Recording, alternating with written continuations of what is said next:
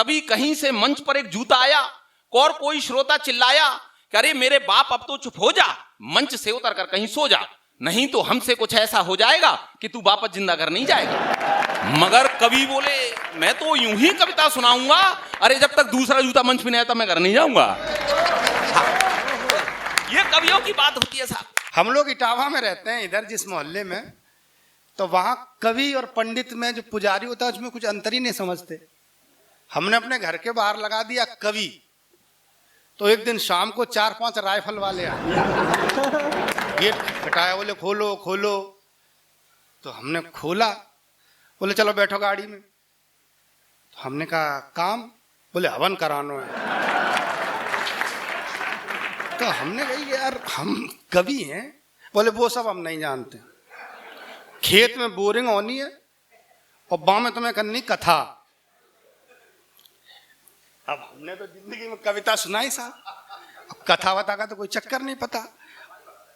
अब वो 4-5 खड़े, 2-3 लठ लिए और 2-3 राइफल। तो एक बार फिर हमने कोशिश करी कि यार हम, बोले चलो बैठो तुम इधर। साहब गाड़ी में हमें लाद ले गए, दूर दोपहर में खेत में ले गए, दिन भर बैठा रहो। और शाम जब हो गई 9-10 बजे, तब बोले अब करो हवन। तो साहब हम खेत में बैठे, तो एक आध हमें ऐसे ही थोड़ी मोटी चीजें याद थी, तो हमने ओम त्र्यंबकम यजामहे सुगंधिम पुष्टिवर्धनम सुनाई और बोले इति कथा समाप्त। तो उसने राइफल उठाई यार, बोले उल्लू समझ रहे हो बेटा, जब कथा में कलावती और लीलावती तो आई नहीं, और तुमने कथा खत्म कर दी। हमने कही देखो भैया ऐसा है, लीलावती कलावली भले घरन की महिला है, ये रात में तुम्हारे खेतन पे थोड़ी आए हैं। तो कवियों की अपनी एक स्थितियां होती हैं। हम लोग कोशिश करते हैं कि जिंदगी के तमाम सारे जो अनुभव हैं उनको कविता में ढालें। एक बहुत अद्भुत कवि हमारे बीच में, हम जब आगरा यूनिवर्सिटी में पढ़ते थे तो अखबार दैनिक जागरण में उनकी छोटी छोटी छड़काएं छपा करती थी। मेरे बहुत अमर उजाला, इतनी तब अकल ही नहीं थी कि अमर उजाला और दैनिक जागरण में अंतर है। अखबार समझते थे कि ये अखबार है। तो साहब पवन आगरी हमारे बीच में आगरा से आए हैं। आगरा मोहब्बत का शहर है और ताजमहल जैसी शानदार मोहब्बत की इमारत है, लेकिन इतने खूबसूरत मोहब्बत शानदार शहर है, वहां पर ऐसा एक आइटम भी पैदा हो सकता है। ये आप अभी देखेंगे। मैं बड़ी भूमिका नहीं बनाऊंगा भाई पवन आगरी के लिए, बहुत मोहब्बत के साथ इस हास्य व्यंग्य के शानदार कवि को आमंत्रित कर रहा हूं विभिन्न विषयों पर बात कहने की, जिनके पास बहुत शानदार कला है। आए भाई पवन आगरी, बहुत जोरदार तालियां कि माननीय शिवपाल जी के लिए कि आप किसानों और मजदूरों के लिए इस संघर्ष को जारी रखें, जीत होगी आपकी जलसे की तैयारी।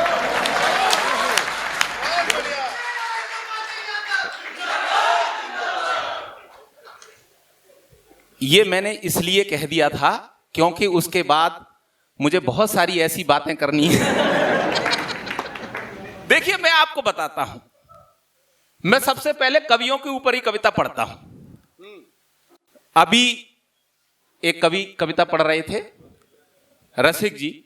मैं तो आपको एक बात बताता हूं कि मैं जब एक श्रोता था और मैं जब किसी कवि को मंच पर ऐसा देखता था कि वो श्रोताओं पर जुल्म करता था, तो मैंने उनके लिए एक रचना लिखी, आनंद के लिए पढ़ता हूं। तो एक कवि मंच पर अपनी कविता सुना रहे थे, श्रोताओं की सहन शक्ति के बाहर जा रहे थे, तभी कहीं से मंच पर एक जूता आया और कोई श्रोता चिल्लाया कि अरे मेरे बाप अब तो चुप हो जा, मंच से उतर कर कहीं सो जा, नहीं तो हमसे कुछ ऐसा हो जाएगा कि तू वापस जिंदा घर नहीं जाएगा। मगर कवि बोले मैं तो यूं ही कविता सुनाऊंगा, अरे जब तक दूसरा जूता मंच पे नहीं आता मैं घर नहीं जाऊंगा। ये कवियों की बात होती है साहब। मैं आपको बताऊं सर, अब चुनाव आ रहे हैं तो आपने देखा होगा कि बहुत जगहों पर वो लाउड स्पीकर पर गाने चला देते हैं, फिल्मी गाने, और कभी कभी नेताजी भाषण देते हैं। तो एक लाइन मैंने वहां से उठाई, एक लाइन वहां से उठाई कि नेताजी ने भाषण दिया, चुनाव जीतकर हमें इस क्षेत्र की जनता के लिए कुछ कर दिखाना है, और तभी लाउड स्पीकर से गाना गूंजा कि सजर रे झूठ मत बोलो, खुदा के पास जाना है। मस्ती के आनंद के साथ मैंने पिछले दिनों कुछ प्रयोग किए। हमारे एक राष्ट्रीय अध्यक्ष हैं साहब, एक पार्टी के, उन्होंने एक बयान दिया कि हमारी पार्टी 50 साल सत्ता में रहने वाली है। मैं आपको नाम नहीं बताऊंगा, नहीं आप समझ जाएंगे, यह बयान अमित शाह जी ने दिया था। मैंने उनको जवाब दिया कि माना कि चुनावी प्रबंधन है अब तक आपके पक्ष में, विकास की दुल्हन अच्छी लगती है पर शयन कक्ष में, और पेट्रोल डीजल गैस की कीमतें यदि यूं ही बढ़ती रहीं तो आप 50 साल तो रहोगे पर विपक्ष में। ये चीजें हैं साहब। तो साहब मैंने पिछले दिनों कुछ प्रयोग किए। मैं देख रहा हूं मेरी नौजवान पीढ़ी बैठी है, मैं इस तरफ देख रहा हूं मेरी भूतपूर्व नौजवान पीढ़ी बैठी है। तो आपको पता होगा कि पहले क्या था और अब क्या है। जैसे पहले किसी लड़के के बारे में यह पता लग जाता था आदरणीय मंत्री जी कि यह लड़का ड्रिंक करता है, जब भी कोई सगाई संबंध की बात चलती थी और यह पता लग जाता लड़का ड्रिंक करता है, तो लोग आश्चर्य करते थे, हैं लड़का ड्रिंक करता है। स्थितियां आज भी वही हैं। आज किसी लड़के के बारे में पता लग जाता लड़का ड्रिंक नहीं करता, तभी लोग आश्चर्य करते हैं लड़का ड्रिंक नहीं करता। मैं चाहता हूं और तालियों से मुझे आप आदेशित करें। आपको पता होगा पहले लोग खाना घर पर खाते थे, फ्रेश होने के लिए बाहर जाते थे। ग्रामीण अंचल में आज भी चल रहा है, पहले लोग खाना घर पर खाते थे, फ्रेश होने के लिए बाहर जाते थे। आज स्थितियां कहां तक आ गई हैं, आज लोग फ्रेश होने के लिए घर आते हैं और खाना खाने के लिए बाहर जाते हैं। आपको पता होगा पहले लोग क ख ग से काम चलाया करते थे, आज भी लोग क ख ग से काम चला रहे हैं। पहले लोग क ख ग से कैसे काम चलाया करते थे, पहले लोग का से कमाते थे, खा से खाते थे, गा से गहने बनवाते थे, गा से घर बनाते थे। का से कमाते थे, खा से खाते थे, गा से गहने बनवाते थे, गा से घर बनाते थे। स्थितियां आज भी वही हैं। आज भी लोग क ख ग से काम चला रहे हैं। आज लोग का से कर्ज ले लेते हैं, खा से उसे खा जाते हैं, गा से गायब हो जाते हैं, और रास्ते मिल जाए तो घा से गुड़की और देते हैं। ये आपको पता होगा सर, आजकल जो बहुत सारे नेताओं की ये स्थिति हो गई है कि कुछ काम तो क्षेत्र में करते नहीं, और जब पार्टी अध्यक्ष के पास टिकट मांगने जाते हैं तो साहब पहले कोई नेता अपने जब भी कभी पार्टी अध्यक्ष के पास टिकट मांगने जाता था, कहता था साहब आप मुझे उस शहर से टिकट दे दीजिए, मैं वहां से जीत जाऊंगा क्योंकि वहां के लोग मुझे जानते हैं। और आज का नेता जब भी कभी जाता है पार्टी अध्यक्ष के पास टिकट मांगने, कहता है साहब आप मुझे उस शहर से टिकट मत दीजिए, मैं हार जाऊंगा क्योंकि वहां के लोग मुझे जानते हैं।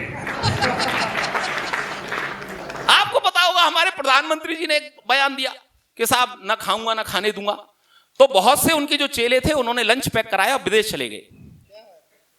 मैंने बस वहीं से उठाया कि जब भी मौसम गर्म या सर्द रहता था, पुराना रोग था, घुटनों में दर्द रहता था, बड़े जतन किए पर अच्छे से चल नहीं पाए। अरे हमने जोड़ों के दर्द के लिए खूब च्यवनप्राश खाए, फिर अचानक हमने पीएनबी से मोटा लोन लिया और बदले में सामने वाले को संतुष्ट भी किया।